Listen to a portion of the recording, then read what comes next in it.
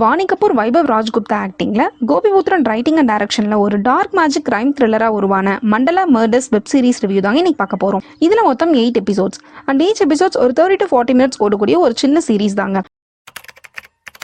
Hey guys, welcome to cinematics.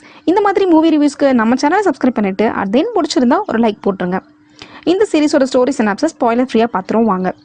1950s சந்திரபூர்ன்ற ஊரில் சூனியம் பண்ணுற ஒரு கூட்டம் அந்த ஊர் மக்கள் சிலரை பலி கொடுத்து அவங்க பாடி பார்ட்ஸை வச்சு ஒரு கிறிஸ்டல் அண்ட் மிஷன் ஹெல்ப்போட புதுசாக உயிர் கொடுக்க ட்ரை பண்ணுறாங்க.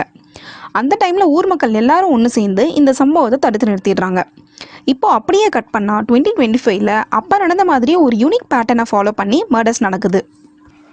இன்னொரு சைடு அந்த சூனியம் பண்ணுற கூட்டம் கிட்ட ஒரு மிஷின் இருக்குது. அந்த மிஷினில் கட்டவரல் கட் ஆகி மக்கள் கேட்குற வரமும் கிடைக்குது. இந்த மர்டர் கேஸஸை இன்வெஸ்டிகேட் பண்ண CBI officer Vani Kapoor and சஸ்பென்ஷனில் இருக்கிற போலீஸ் ஆஃபீஸர் வைபவ் உள்ள வராங்க. வாணி அண்ட் வைபவ் சேர்ந்து இந்த மர்டர்ஸை சால்வ் பண்ணாங்களா, இதுக்கு பின்னாடி இருக்கிற சூனியக்கார கூட்டத்தை பிடிச்சாங்களான்னு ஒரு த்ரில்லிங் மூடில் சொல்லப்பட்டது தாங்க இந்த மண்டலா மர்டர்ஸ். பட்சர் ஆஃப் பெனாரஸ் அப்படின்ற ஒரு ஃபிக்ஷனல் கிரைம் நாவலை தழுவி தாங்க இந்த சீரீஸை கிரியேட் பண்ணியிருக்காங்க.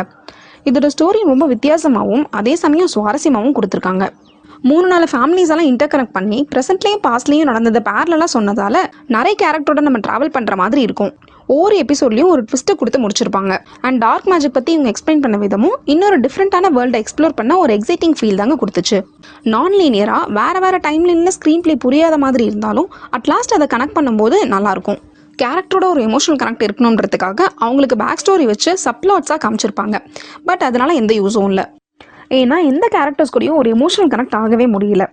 பார்க்குறதுக்கு ஈகர்னஸ் இருக்கே தவிர யாருக்கு என்ன ஆகுமோன்ற பதட்டத்தை நமக்கு கன்வே பண்ண மிஸ் பண்ணிட்டாங்கன்னு தான் சொல்லணும். ஆக்டர் பர்ஃபார்மன்ஸ் பார்க்கும்போது யாருமே ஆக்டிங்க்கு பெருசாக மெனக்கிடாத மாதிரி தாங்க தெரியுது. அதனாலேயே என்னமோ எமோஷன்ஸும் கனெக்ட் ஆகலை. வாணி கபூர் ஆக்டிங்லாம் டீசெண்டாக இருந்தாலும் ஸ்டன்ஸ் எல்லாம் கொஞ்சம் நம்பும்படியே கன்வே பண்ணியிருக்கலாம்.